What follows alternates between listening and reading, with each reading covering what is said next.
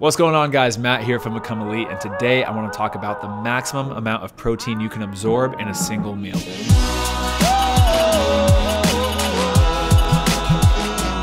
So being a professional soccer player, I'm always looking for ways to optimize my recovery after games, after workouts, and after training sessions. If I'm doing something wrong and I'm not recovering the best that I can, I want to change that. So I've talked to qualified nutritionists and qualified trainers and asked them, what's the best way to consume protein? Do you need to do a maximum of 30 grams of protein per meal, or is it okay to consume a lot of protein?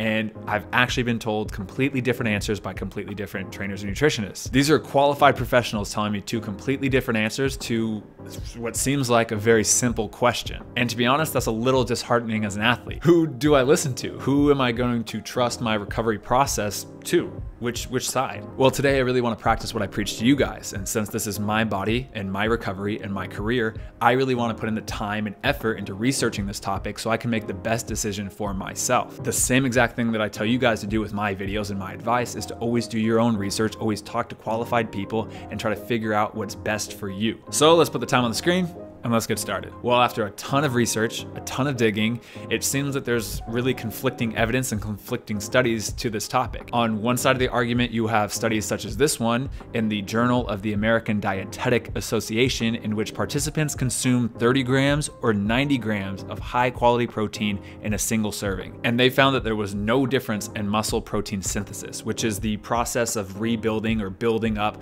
muscle tissue and muscle fibers. They then went on to suggest that in non-exercising conditions, consuming more than 30 grams of protein in a single sitting is simply not justified. And there's this study in the Journal of Nutrition that concluded that the consumption of a moderate amount of high quality protein 3 times a day provides a more effective means of stimulating 24-hour muscle protein synthesis than the common practice of skewing protein intake toward the evening meal. That's a big argument to show that having more protein in a single sitting, especially past 30 grams of protein, isn't going to increase muscle protein synthesis or help you recover. However, there's a lot of limitations to these studies. In the first study, they only consume lean ground beef with nothing else with it. And it's known that consuming other foods with just protein, like fiber-rich veggies or complex carbohydrates, slows down the digestive process, which allows for more absorption rate and a possibility to absorb more protein in a single sitting. And like they said, that 30 grams of protein per meal was the suggestion for non-exercising participants.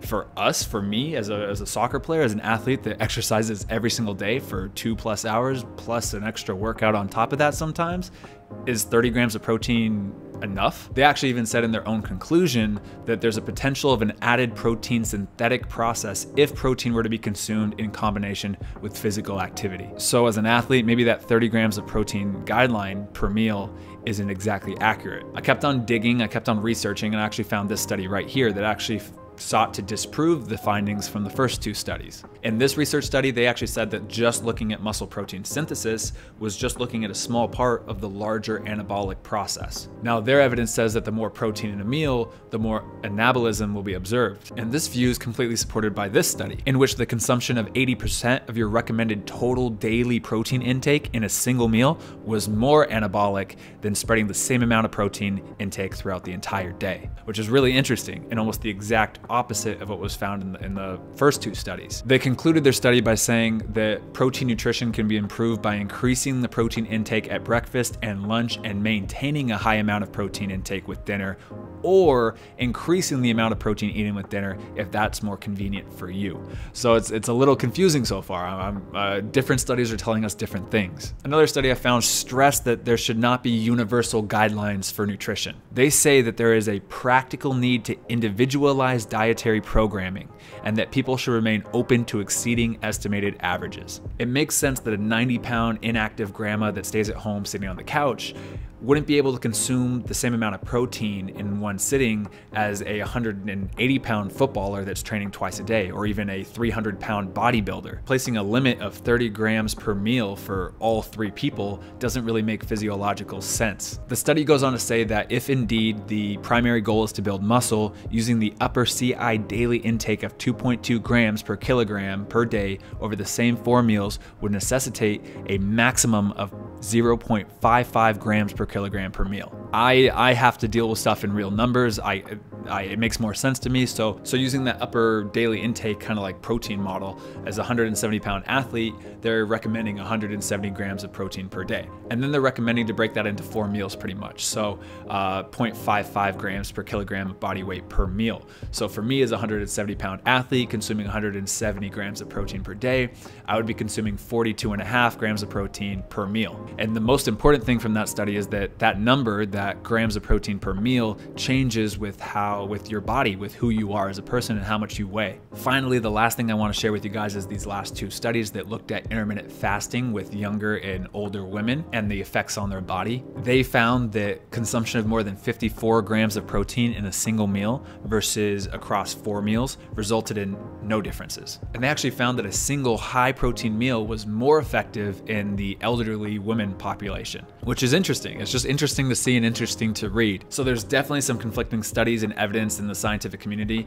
and it really does make sense why I got 2 different answers from 2 different nutritionists, but I think it's really good to look at this as a whole and to ask yourself what makes the most sense to me, what would be the best for my body. I think that there's really 2 big takeaways from all this research. One, first and foremost, everybody is different. It seems like there could be some sort of upper limit, whether it's muscle protein synthesis or something, there's some sort of upper limit to the amount of protein that you can absorb in a single sitting, but placing that 30 grams of protein per meal absorption, like you can only absorb 30 grams of protein per meal, no matter who you are, no matter if you're an athlete or non-athlete, no matter if you're 18 or 68, or if you're 90 pounds or 300 pounds, I think is really, really flawed. Protein requirements and protein absorption rates are different for different individuals. And 2, as an athlete, I think it is really good to focus on your protein intake. I think that it's better to go with the 2.2 grams of protein per kilogram of body weight per day instead of the lower 1.5 grams of protein per kilogram of body weight per day. And I think that it is smart. There is a lot of evidence to kind of space out your protein as best you can when you can, with that 0.55 grams of protein per kilogram of body weight with each meal. As a 170-pound athlete, I think that I should be getting 170 grams of protein in. And I think that it is best to separate that protein into 4 different meals throughout your day, each consisting of 42.5 grams of protein per meal. But at the same time, after looking at all this, if there's a day where I'm running around and it's hectic, I can't get the protein in the 4 different meals, I don't think it's that big of a deal if I have one big meal that has 80, 90, 100 grams of protein, just looking at all the evidence. So I hope you guys learned something. Just like I preached at the beginning of this video, I think it's really, really important to do your own research, to talk to your own nutritionist, to talk to your own medical professionals, just to find out what's best for you and your body. If you guys like this video, hit the thumbs up button, subscribe, and I'll see you guys on the next video. All right, guys. Oh, crap. How'd I do on time? I passed it. See you in the next one.